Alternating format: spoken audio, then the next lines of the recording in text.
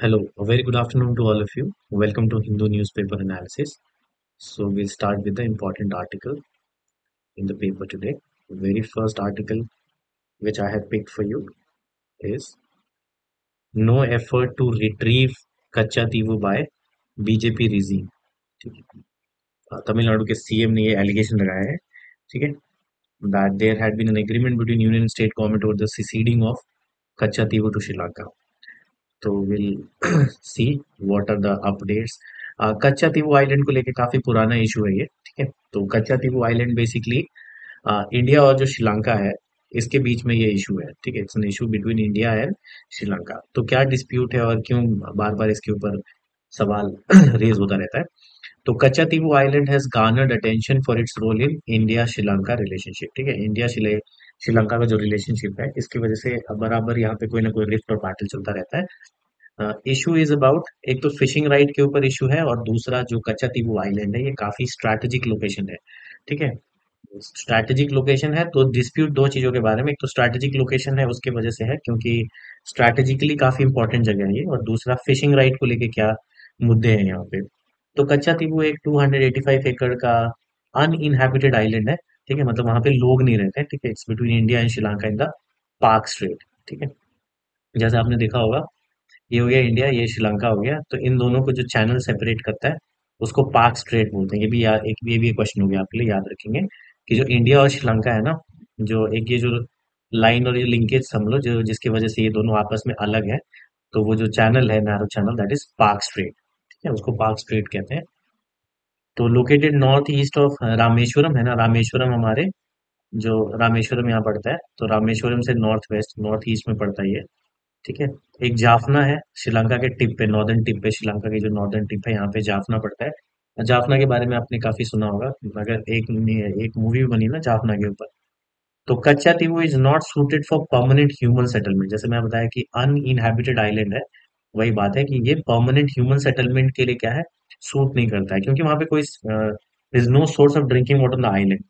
जो आइलैंड का जो सोल स्ट्रक्चर है वो वहां पे एक चर्च है, सेंट एंथनी चर्च, पुराना कैथोलिक चर्च है, जहाँ पे कुछ इंडिया और श्रीलंका के क्रिश्चियन प्रीस्ट मिलके एक एनुअल फेस्टिवल कराते हैं वहाँ पे, जो बहुत सारे डिवोटीज अटेंड करते हैं फ्रॉम बोथ द कंट्रीज। तो basically Katchatheevu island is the bone of contention between India and Sri Lanka relationship. Issue क्या है, फिशिंग राइट के ऊपर है और इसका एक स्ट्रैटेजिक लोकेशन है। अब हम देखेंगे कि डिस्प्यूट कैसे कैसे अराइज हुआ, क्या हिस्टोरिकल चीजें हैं। तो डिस्प्यूट जैसे मैंने आपको बताया किसके ऊपर है, बेसिकली ऑन फिशिंग राइट्स, कि फिशिंग करने का राइट किसको मिलेगा, किसको ये पानी जो कच्चा तीबू आइलैंड है कौन एसेस कर पाएगा इसको, ठीक है। बेसिकली कच्चा तीबू जो है it's a very fertile fishing ground है ना, यहाँ पे फिशिंग के लिए बहुत ही अच्छी जगह है ये। तो एक ये इशू है कि फिशरमैन जो है from both countries have traditionally, पुराने टाइम से क्या है, दोनों कंट्री के जो लोग हैं वो इसको यूज कर रहे हैं। तो जैसे भारत को आजादी मिली थी 1947 में, श्रीलंका आजाद हुआ 1948 में, और उसके बाद से कुछ ना कुछ थोड़ा बहुत डिस्प्यूट चलता आ रहा है, ठीक है। तो फिशरमैन फ्रॉम फाइनली 1974 के बाद थोड़ा सा डिस्प्यूट और ज्यादा बढ़ गया। तो हम पढ़ेंगे कि 1974 इतना इंपॉर्टेंट और हिस्टोरिकल क्यों है इस पॉइंट ऑफ व्यू से। तो fisherman from both countries have traditionally use this water, leading to occasional conflict होता रहा है वहाँ पे। और जो दोनों तरफ के फिशरमैन है उनको दोनों की नेवी ने अरेस्ट किया है कई बार कि आप जो है हमारे टेरिटोरियल वाटर को क्रॉस कर रहे हैं। तो डिस्प्यूट है इसके बारे में।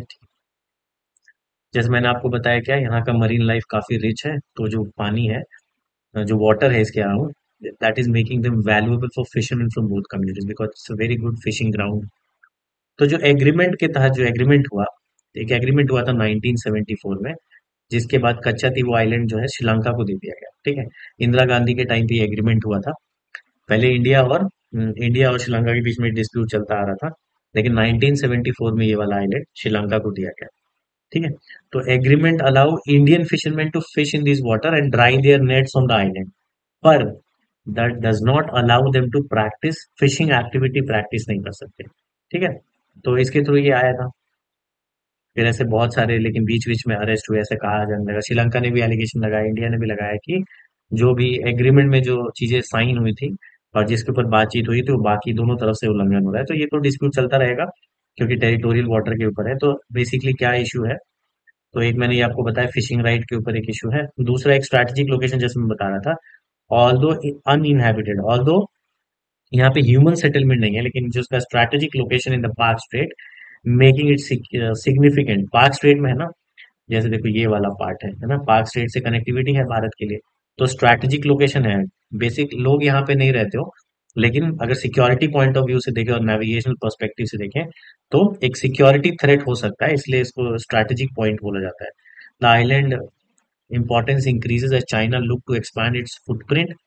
और चाइना का जो इंडियन ओशन जो रीजन है उसमें ज्यादा घुसने की वजह से और ज्यादा स्ट्रैटेजिकली ये काफी इंपॉर्टेंट हो गया है ना। जैसे चाइना ने श्रीलंका को बहुत सारा डेट दिया है, फिर डेट ट्रैप में अगर वो फंस जाता है तो चाइना बेसिकली क्या करना चाहता है, भारत को काउंटर करने की कोशिश करेगा, इसलिए हमारे लिए स्ट्रैटेजिकली एक ऐसे भी काफी इंपॉर्टेंट पॉइंट है, इसलिए हम इसको छोड़ नहीं सकते। अभी हिस्ट्री देखते हैं आइलैंड की। तो बेसिकली 14 सेंचुरी के आसपास ये आइलैंड बना था वोल्केनिक एरप्शन के वजह से। तो ये जो रीजन है initially was initially ruled by Jaffna kingdom of Sri Lanka in the early medieval period. पर बाद में जो ये है श्रीलंका के जाफना किंगडम के पास में था initially, but later shifted to Ramnad zamindari under Nayak dynasty of Madurai. ठीक है, तो देखो यही कॉन्फ्लिक्ट चलता आ रहा है। पहले ये कह रहे थे कि श्रीलंका के पास था इनिशियली, बाद में फिर ये शिफ्ट कर दिया गया और उसका कंट्रोल हमारे जो मदुरई वाला इलाका है चेन्नई में, वहां के नायक डायनेस्टी थी उसके डायनेस्टी के एक राजा थे रमनद जमींदारी, इनके अंदर में इसको शिफ्ट कर दिया गया था। ठीक है, तो इनके पास था तभी ऑटोनॉमी।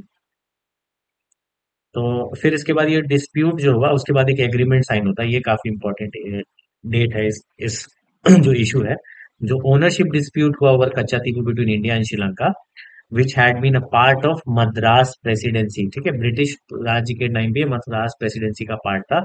ये 1974 तक चला। ठीक है, with both countries claiming the island as their own, दोनों कंट्री अपना अपना आइलैंड क्लेम कर रही थी। श्रीलंका कहता था कि कच्चा तीबू आइलैंड पे उनका अधिकार है, क्योंकि पुर्तगीज से उन्होंने ये ऑक्यूपाइड किया था आइलैंड 1505 के अराउंड, और ये इस पे अपना जुरिस्डिक्शन दिखाएंगे। ठीक है, लेकिन 1974 में इंडो श्रीलंकन मैरीटाइम एग्रीमेंट के तहत ये आइलैंड ट्रांसफर टू श्रीलंका। ठीक है, वेरी इंपॉर्टेंट पॉइंट।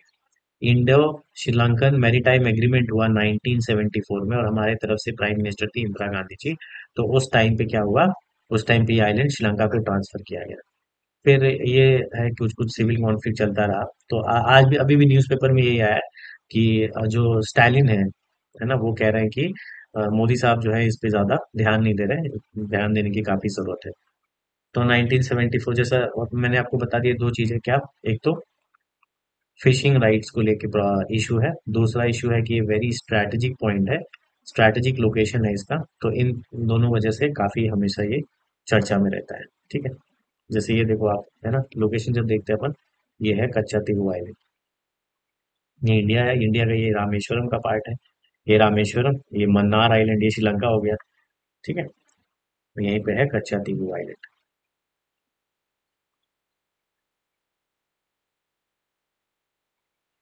ठीक है, देखो जैसे 2022 में क्या है, union government while referring the to agreement pointed out in its reply in Rajya Sabha that Katchatheevu lies on the Sri Lankan side of the Indo Sri Lankan international maritime boundary line. अभी matter supreme court में sub judice है। ठीक है, और कौन कौन सा maritime dispute है, एक तो हमने देख लिया कच्चा तीबू आइलैंड। आप आपको डायरेक्टली ऐसा भी पूछा जा सकता है कि कच्चा तीबू आइलैंड जो है ये क्या है, ये किसके साथ डिस्प्यूट है हमारा, तो it's a dispute between India and Sri Lanka. उसी तरह से over demarcation of boundary sir creek के तरफ हमारे किसके साथ डिस्प्यूट है, पाकिस्तान के साथ। तो सर क्रीक को लेकर अगर पूछेंगे कि किसके साथ है dispute, maritime dispute, that is with Pakistan. ठीक है, इंडिया श्रीलंका में कौन सा डिस्प्यूट है, कच्चा तीबू आइलैंड। वैसे ही बांग्लादेश के साथ हमारा एक डिस्प्यूट है जो न्यू मूर आइलैंड है, बे ऑफ बंगाल में, बे ऑफ बंगाल के अंदर एक आइलैंड है न्यू मूर आइलैंड। इसको लेके इंडिया बांग्लादेश में भी रिफ्ट चलता रहता है। हालांकि परमानेंट जो कोर्ट ऑफ आर्बिट्रेशन है उन्होंने बांग्लादेश के फेवर में रूल किया था। तो तीन डिस्प्यूट मैंने बताया आपको, डायरेक्टली पूछा जा सकता है। एक सर क्रीक है, सर क्रीक डिस्प्यूट किसके किसके बीच में है, it is in dispute between India and Pakistan. फिर हमारे पास एक डिस्प्यूट है न्यू मूर आइलैंड का, न्यू मूर आइलैंड, न्यू मूर आइलैंड एक डिस्प्यूट है विच इज इन बिटवीन, ये है हमारे इंडिया और बांग्लादेश के बीच में, इंडिया वर्सेस बांग्लादेश। ठीक है, और थर्ड कच्चा थी वो बता ही दिया, जो किसके किसके बीच में है, बिटवीन इंडिया एंड श्रीलंका। देखो ये वाला पार्क स्टेट है जो मैं बता रहा था, इंडिया और किसके बीच में, श्रीलंका के बीच में। यहाँ पे कच्चा थी वो आइलैंड है, ये देखो ये हमारा रामेश्वरम है, कितनी पास में है रामेश्वरम से। कच्चातीव आइलैंड, इसलिए हमारे एक धनुषकोडी आपने सुना होगा, देखो ये यहाँ पे लोकेशन भी कई बार ज्योग्राफी में ऐसे देख लेना चाहिए, ठीक है। तो ये हो गया हमारा पहला इशू। अब एक ये छोटा सा आर्टिकल था कि archaeological survey of India seek times from high court to submit report on Bhojshala, एक मॉन्यूमेंट के ऊपर है। तो बेसिकली हमें ये देखना है कि आर्कियोलॉजिकल सर्वे ऑफ इंडिया क्या है। आर्कियोलॉजिकल सर्वे ऑफ इंडिया का स्टैब्लिशमेंट होता है ईयर 1861। ये बहुत बार, दो तीन बार ये क्वेश्चन पूछा जा सकता है कि आर्कियोलॉजिकल सर्वे ऑफ इंडिया जो है, जो किसके द्वारा स्टैब्लिश किया गया, हु इज द क्रिएटर, है ना, of archaeological survey of India.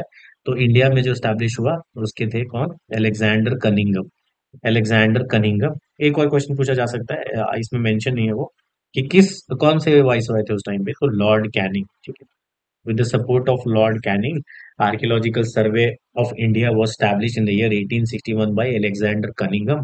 और कौन से वाइसरॉय थे, ये पॉइंट आप जॉट डाउन कर लोगे, कौन थे वाइसरॉय तभी, लॉर्ड कैनिंग, ठीक है। लॉर्ड कैनिंग के लॉर्ड कैनिंग के टाइम पे अलेक्जेंडर कनिंगम ने 1861 में आर्कियोलॉजिकल सर्वे ऑफ इंडिया बनाया, ठीक है। और दूसरा, इंडिपेंडेंस के बाद ये एक स्टैट्यूटरी बॉडी की तरह बनाया गया है, ठीक है। बताया मैंने आपको, स्टैट्यूटरी बॉडी यानी बाय लॉ बनता है, जो कॉन्स्टिट्यूशन में जिसके बारे में मेंशन है that is a constitutional body.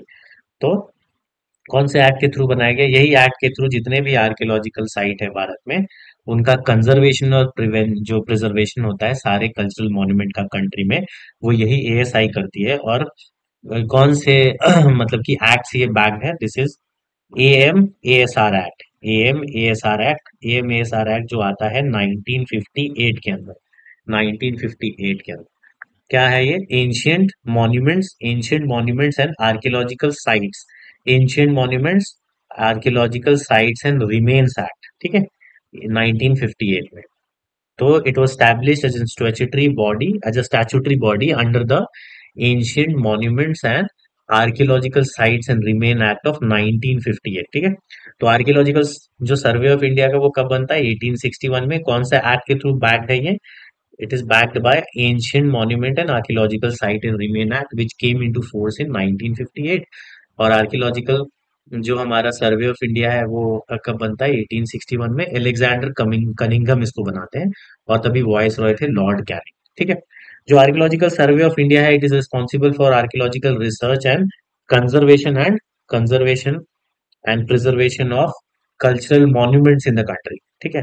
So it activities include carrying out survey of antiquarian remain, exploration and excavation of archaeological site, conservation and maintenance of protected monuments। और कौन सी मिनिस्ट्री के अंदर आता है archaeological survey of India, so it come under the ministry of agriculture, sorry ministry of culture, ठीक है। कौन सी मिनिस्ट्री है इसके अंदर, मिनिस्ट्री ऑफ कल्चर, ठीक है, याद रखेंगे, मिनिस्ट्री ऑफ कल्चर। अब ये एक ऐसे आपके लिए फैक्ट डाल दिया कि जो अलेक्जेंडर कनिंगम है, ये क्या थे, ये ब्रिटिश आर्मी ऑफिसर थे, ये एक आर्कियोलॉजिस्ट भी थे, इसलिए इसको फादर ऑफ इंडियन आर्कियोलॉजी भी बोलते हैं। तो एक और क्वेश्चन हो गया यहाँ से हमारा, क्या फादर ऑफ इंडियन आर्कियोलॉजी कौन है, father of Indian archaeology is Alexander Cunningham. Alexander Cunningham, ठीक है।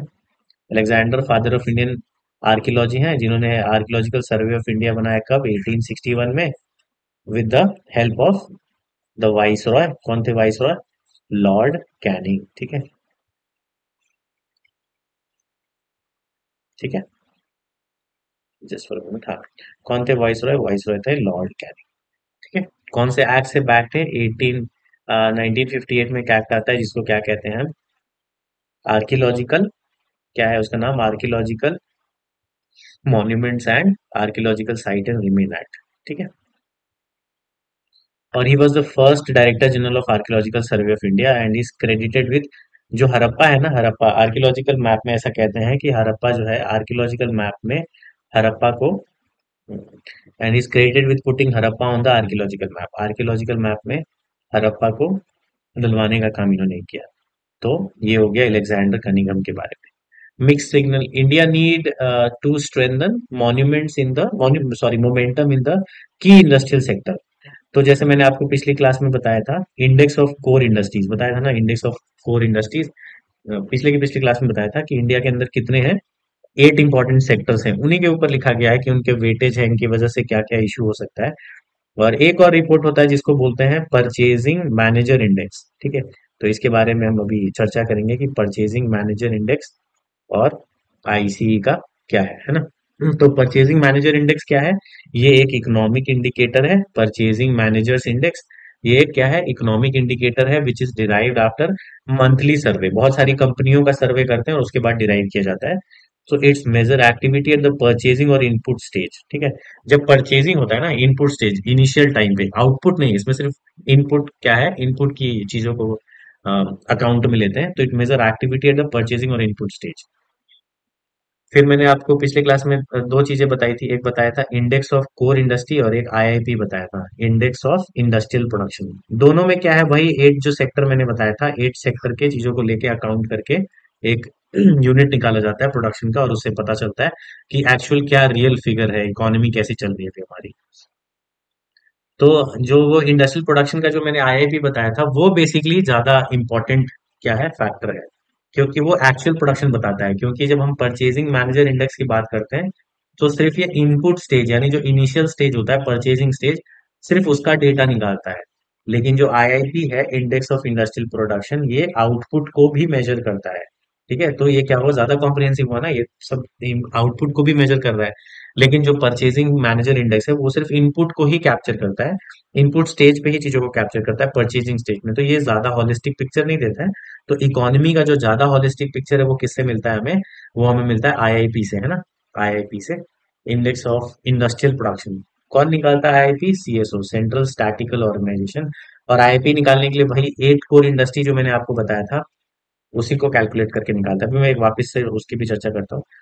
देर are two type of PMI, एक तो मैन्युफैक्चरिंग पीएमआई होता है और एक सर्विस पीएमआई होता है। दोनों अलग अलग ट्रेंड बताता है। मैन्युफैक्चरिंग का होगा तो मैन्युफैक्चरिंग पीएमआई बताएगा, और सर्विस का होगा तो सर्विस वेक्टर। इतना कॉम्प्रिहेंसिव नहीं जानना है, बस इतना आप जान लो क्या परचेजिंग मैनेजर इंडेक्स कैसा इंडेक्स है। ये इनपुट स्टेज पे बताता है, सिर्फ इनपुट स्टेज के बारे में बताता है। और जो हमारा आईआईपी है, वो बेसिकली मेन इंडिकेटर है, क्योंकि वो आउटपुट के बारे में भी बताता है। और पीएमआई जो है does not capture informal sector activity, informal sector activity को कैप्चर नहीं करता है। अब ये देखते हैं सवाल, कौन सा इंस्टीट्यूशन रिस्पॉन्सिबल है पीएमआई निकालने के लिए इंडिया में? तो पीएमआई जो डेटा है इंडिया में, that is release by S&P global. ठीक है, ये ग्लोबल मेजर है इन फाइनेंशियल इंफॉर्मेशन एनालिटिक्स। कौन निकालता है पीएमआई डेटा? एसएनपी ग्लोबल, बस इतना याद रखना है। जो पीएमआई डेटा है भारत में, कौन निकालता है? S&P global. पहले ये डेटा आईएचएस मार्केट निकालता था, लेकिन बाद में उसका मर्जर हो गया एसएनपी के साथ। तो अब ये डेटा कौन निकालता है? PMI data, it is release by S&P global, बस इतना याद रखना है, एसएनपी ग्लोबल। ये इंडेक्स में बेसिकली इंडिया का मैन्युफैक्चरिंग सेक्टर कैलकुलेट करते हैं, उसमें 500 मैन्युफैक्चरिंग कंपनी है, सबका डेटा लेके और इसका इंडेक्स निकाला जाता है। ठीक है, ये फिगर है। अब पीएमआई नंबर ग्रेटर देन 50, अगर 50 से ज्यादा पीएमआई नंबर है, तो वो बता रहा है कि बिजनेस हमारा एक्सपैंड कर रहा है। और 50 से कम है, इंडिकेटर रखते हैं बेसिकली नंबर के बेसिस पे। तो अगर पीएमआई निकाले और 50 से ज्यादा आ रहा है, बस इतना याद रखना है, पीएमआई ग्रेटर देन 50 क्या इंडिकेट करता है कि क्या हो रहा है, एक्सपेंशन हो रहा है इकोनॉमी में, एक्सपेंशन इन बिजनेस एक्टिविटी, यानी बिजनेस बढ़ रहा है। और 50 से कम है तो कॉन्ट्रैक्ट हो रहा है, यानी कम हो रहा है। ठीक है, तो rate of expansion can also be जज by comparing the PMI with that of the previous month data. PMI पिछले मंथ से ज्यादा है, इसका मतलब इकोनॉमी बढ़ रहा है, कम है इसका मतलब इकोनॉमी घट रहा है। तो बस इतना याद रखना है, 50 से ज्यादा पीएमआई है मतलब बिजनेस हमारा एक्सपैंड कर रहा है, और 50 से कम है पीएमआई तो बिजनेस हमारा कॉन्ट्रैक्ट कर रहा है। ठीक है, तो अब हम एक डेटा की बात करते हैं, क्या इंडेक्स ऑफ इंडस्ट्रियल प्रोडक्शन कौन निकालता है? Central statistical organisation. एक और उसमें सब में, इसमें भी सेम डेटा लेते हैं 8 कोर इंडस्ट्री का। मैंने आपको बताया था ना 8 कोर इंडस्ट्री क्या है। 8 core industry, 3C friends, FRENS, है ना, 3C फ्रेंड्स, CCC क्या है ये? Coal, then cement, crude oil, F is fertilisers, then refinery products, E is electricity, then we have natural gas, and last the steel, है ना, जिसमें मैंने क्या बताया था, सबसे ज्यादा किसका है वेटेज? सबसे ज्यादा वेटेज है रिफाइनरी प्रोडक्ट्स का, और सबसे कम वेटेज किसका है? फर्टिलाइजर्स का। तो ये क्या है? ये है इंडेक्स ऑफ 8 कोर इंडस्ट्री है। ये कौन निकालता है? Office of economic adviser. Department क्या है? Department for promotion of internal trade. DIPP कौन सी मिनिस्ट्री में आता है? Ministry of commerce and industry, है ना? सब पढ़ा है आपको, बस एक बार रिवीजन करा रहा हूँ मैं आपका। तो IIP कौन निकालता है? CSO। IIP में भी हम यही एक जो कोर सेक्टर है इसी को मेजर करते हैं, इसी को लेके निकाला जाता है। बस एक ऑर्गेनाइजेशन है जो अलग ऑर्गेनाइजेशन इसकी रिपोर्ट पब्लिश करती है, जिसको कहते हैं CSO। और जो index of eight core industry है वो क्या है? उसमें है 3C friends: coal, cement, crude oil, then we have fertiliser, refinery product, electricity, then natural gas and steel, जिसमें सबसे ज्यादा वेटेज होता है रिफाइनरी प्रोडक्ट का और सबसे कम वेटेज किसका होता है? फर्टिलाइजर्स का। ये कौन पब्लिश करता है? ये निकालता है ऑफिस ऑफ इकोनॉमिक एडवाइजर, जो ministry of commerce and industry के अंदर आता है। तो ये हो गया हमारा एक काफी इंपॉर्टेंट टॉपिक, है ना, PMI। ये मैं बता चुका हूँ आपको कि IIP कैसे डिफर है PMI से। अब एक ये टॉपिक है, is the bad loan problem shifting to individual from industry, है ना? लोन को लेके काफी चीजें चलती रहती हैं, जैसे कि तो एक इंपॉर्टेंट टर्म होता है, बस ये टर्म आपको जानना है, NPA। What is NPA? NPA होता है नॉन परफॉर्मिंग एसेट। ठीक है?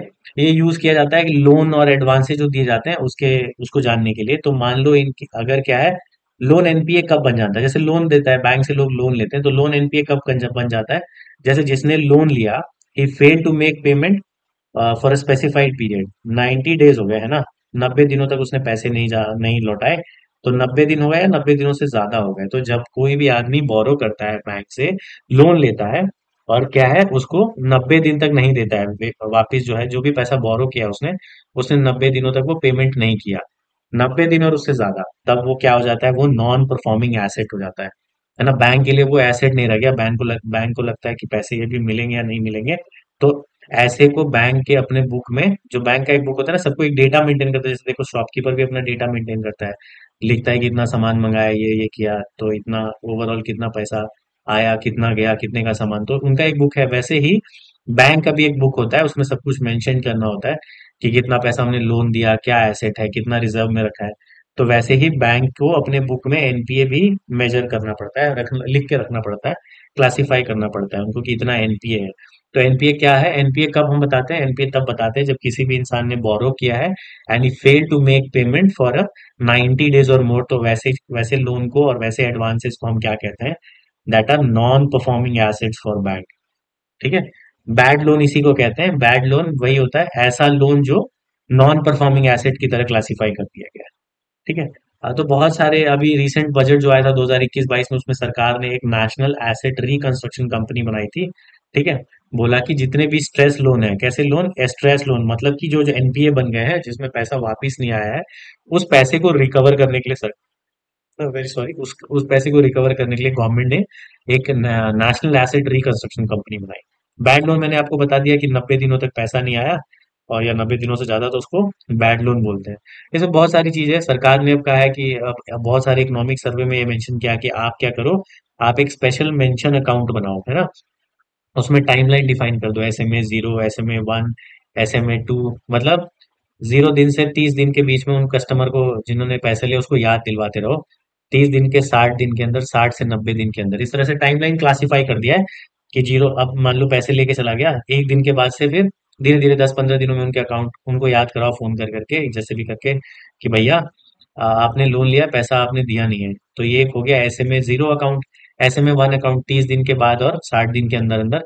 तो ऐसे ही कहा है कि एक स्पेशल मेंशन अकाउंट बनाओ, ताकि नॉन परफॉर्मिंग एसेट बनने ही मत दो, कांस्टेंट रिमाइंडर दो, क्लासिफाई करो, ऐसे कुछ कुछ चीजें करो ताकि बैंक के ऊपर स्ट्रेस ना आए।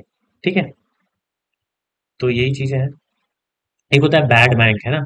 बैड बैंक क्या होता है? गवर्नमेंट ने क्या किया, कहा कि भाई सारे बैंक में बहुत सारा NPA जमा हो गया है, सबका NPA एक बैंक को ट्रांसफर कर दो, उसको बैड बैंक कह दो, है ना?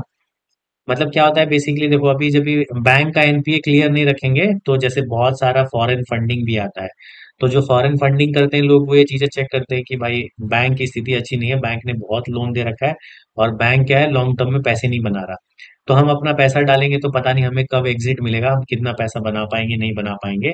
तो वो इकोनॉमिक पॉइंट ऑफ व्यू से भी अच्छा नहीं होता है, क्योंकि मान लो बहुत सारा कैपिटल भारत में नहीं आ पा रहा है, उसकी वजह से और भी जो बड़े बड़े इन्वेस्टर, की इन्वेस्टर, एंजल इन्वेस्टर है, वो इसमें इंटरेस्ट नहीं ले रहे हैं।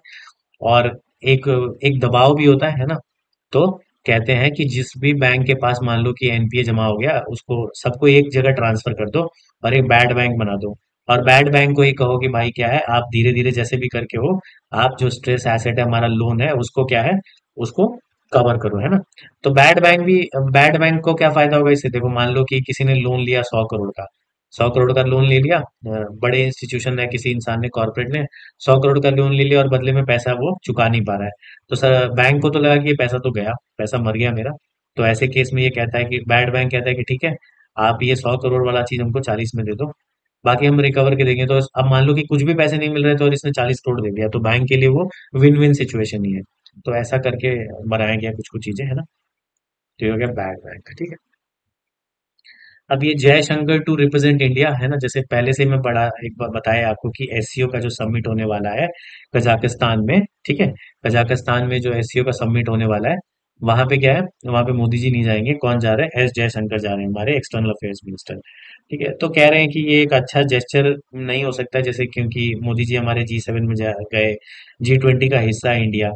तो नहीं, बेसिकली क्या है, एससीओ में रशिया का थोड़ा सा, रशिया इसका मेंबर है एससीओ में, और रशिया और चाइना का थोड़ा क्लोज अलाय है आज के डेट में, ठीक है। तो उस तरह से क्या है, ऐसे सिचुएशन को देखा जा रहा है कि इनका मोदी जी का जो एब्सेंस है, ये हो सकता है कि सेंट्रल एशियन लीडरशिप को थोड़ा क्या है, डिसअपॉइंट करे। तो मतलब ऐसे देखते हैं ट्रेड टर्म्स में, तो देखो एक चीज है क्या है कि एससीओ के बारे में, कि एससीओ में कितने बॉडी, मतलब कितने मेंबर्स हैं, ये मैंने आपको पहले ही बता चुका हूं मैं। तो अभी तो जा नहीं रहे, ये जा नहीं रहे, ये इशू नहीं है। प्रॉब्लम क्या है कि, प्रॉब्लम भी नहीं है वो, इससे पहले वाले एससीओ में भी मोदी जी नहीं गए थे हमारे यहाँ से, अभी भी नहीं गए। और लाइवलीहुड जो कमिंग एससीओ समिट है 2025 का, वो पाकिस्तान में होने वाला है। तो पाकिस्तान में तो वैसे भी नहीं जाएंगे, और 2026 में चाइना में है। तो फ्यूचर में भी कहा जा रहा है कि might be hill not go और विजिट। तो इंडिया की तरफ से जो डेलीगेशन गया है, उसमें एक्सटर्नल अफेयर जो हमारे एस जयशंकर हैं, वो पहुंचे हैं। कहाँ पे हो रहा है ये इंपॉर्टेंट, एक तो ये हो रहा है अस्ताना में, है ना। अस्ताना कहाँ पे है, अस्ताना कजाकिस्तान की राजधानी है, और कजाकिस्तान में ही ये इस साल का एससीओ का समिट हो रहा है, क्योंकि एससीओ की चेयरमैनशिप किसके पास है, कजाकिस्तान में है, ठीक है। तो कहाँ पे हो रहा है एससीओ का समिट, अस्ताना में हो रहा है। कहाँ पे है अस्ताना, कजाकिस्तान में। तो अब हम देखते हैं कि एससीओ क्या है, SCO is Shanghai cooperation organisation. क्या है, सांघाई कॉर्पोरेशन ऑर्गेनाइजेशन 2001 में बनाया गया था ये, पहला समिट हुआ था चाइना में। इसमें मेंबर को याद करने के लिए मैंने क्या बताया था आपको पिछली क्लास में, केपीआई ट्रक केपीआई, ठीक है। पाकिस्तान और इंडिया ने इस ग्रुप को बहुत लेट ज्वाइन किया, 2017 में। पाकिस्तान और इंडिया ने कब ज्वाइन किया एससीओ को, 2017 में। Truck, T T is for Tajikistan, Russia, Tajikistan हो गया, रशिया हो गया, then U is for Uzbekistan, C is for China, K is Kazakhstan, K and then Kyrgyzstan. एक तो यहाँ पे मेंशन है, वो सब मैं पहले भी बता चुका हूँ। तो Tajikistan, Russia, then we have Uzbekistan, China, Kazakhstan, Kyrgyzstan, Pakistan and India. Pakistan and India ने इस ग्रुप को बाद में ज्वाइन किया 2017 में। सबसे पहला जो एससीओ का समिट है वो सांघाई चाइना में होता है। बेसिकली एम वही है, to promote cooperation and mutual support in areas such as trade, investment, energy, transportation and security, ठीक है। एससीओ का जो ऑफिशियल वर्किंग लैंग्वेज है that is Russian and Chinese, ठीक है। क्या क्या है, रशियन एंड चाइनीज। तो ये हो गया। उसके बाद ये मैंने आपको बता ही दिया है ना, 2017 में अस्थाना में इंडिया और पाकिस्तान ने इस ग्रुप को ज्वाइन किया, ठीक है। और 2021 में अनाउंस हुआ कि Iran would become a full member of the SCO. इसी तरह से अभी 2022 में एक समरखंड में इसका समिट होता है, उसमें बेलारूस को भी सारे कंट्री जो है दे आर रेडी, है ना, रेडी है कि हम इसके अंदर इसको भी इंक्लूड कर लेंगे। हालांकि अभी ऑफिशियली जुड़ा नहीं है, लेकिन 2022 में से कहा गया कि Belarus will be the member. हो सकता है अभी वाले में इसको फाइनली ऑफिशियल कर दे, है ना। तो ये हो गई हमारी एससीओ की कहानी, ठीक है। अब देखते हैं कुछ इंपॉर्टेंट न्यूज में अगर कुछ रह गया हो हमारे। ये मैंने आपको बता ही दिया है ना।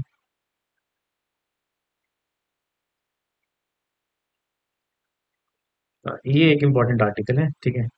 इसमें क्या है, वैक्सीन के ऊपर है ना, कि ऐसा कह रहे हैं कि जो डब्ल्यू एच ओ का जो डेडलाइन है, डब्ल्यू एच ओ ने कहा है कि 2024 के एंड तक हम क्या है, पोलियो को दुनिया से इरेडिकेट कर देंगे। अब वो थोड़ा सा पिक्चर जो है वो थोड़ा डार्क नजर आ रहा है। ऐसा क्यों नजर आ रहा है, ऐसा इसलिए नजर आ रहा है क्योंकि अभी भी कुछ केसेस देखे गए हैं, है ना, डीप पॉकेट्स ऑफ, एक तो पाकिस्तान में है ना, पाकिस्तान और अफगानिस्तान में देखे गए हैं, पाकिस्तान और अफगानिस्तान में। साउथ अफ्रीका 2020 में ही अफ्रीका, सॉरी, अफ्रीका जो है वो 2020 में ही पोलियो फ्री हो गया था, ठीक है। देखो ये लिखा ना, polio eradication in one of the top priorities of W H O since Africa was declare polio free in August 2020। लेकिन जो वाइल्ड पोलियो वायरस है ये कुछ पॉकेट्स में मिल रहा है अफगानिस्तान और पाकिस्तान में। तो डब्ल्यू एच ओ का जो ग्लोबल पोलियो इरेडिकेशन का क्या है, डेट क्या है, 2024, ये आप याद रखेंगे। 2024 क्या है, is the WHO global eradication, है ना, कि पोलियो को दुनिया से गायब कर देंगे। कब तक, 2024 तक। लेकिन ऐसे ये पिक्चर अभी क्लियर नहीं लग रहा है, क्योंकि अभी भी कुछ केसेस देखे जा रहे हैं। तो एक दो तरह की चीजें होती हैं, एक होता है इनएक्टिवेटेड पोलियो वायरस और एक होता है ओरल पोलियो वायरस, है ना, पोलियो पोलियो वैक्सीन बेसिकली, है ना, इनएक्टिवेटेड पोलियो वैक्सीन। दो तरह की वैक्सीन दिए जाते हैं, एक इनएक्टिवेटेड पोलियो वैक्सीन होता है और एक होता है ओरल पोलियो वैक्सीन, है ना, दो तरह का वैक्सीन होता है। तो एक के बारे में तो यहीं पे लिखा हुआ है कि इसकी डिस्कवरी किसने करी, इसकी डिस्कवरी की जॉनस सैल्क ने, ये वाला वैक्सीन की। और ओपीवी का कौन है, डिस्कवरी किसने किया, सेबीन, सेबीन, बस ये याद रखेंगे, सेबीन, ठीक है, सेबीन एंड सैल्क, ठीक है। आईपीवी क्या है, इनएक्टिवेटेड पोलियो वायरस, इनएक्टिवेटेड, है ना, पोलियो वायरस है, उसमें पोलियो का वायरस कण डाला जाता है, लेकिन इनएक्टिवेटेड फॉर्म में है, मतलब वो देने से क्या है, कोई हार्म नहीं होगा। और एक है ओरल पोलियो वैक्सीन, ठीक है, ओरल पोलियो वैक्सीन। तो दो वैक्सीन है इसके लिए, पोलियो के लिए, एक है इनएक्टिवेटेड पोलियो वैक्सीन, ठीक है, इनएक्टिवेटेड पोलियो वैक्सीन, ठीक है। Just wait for a second.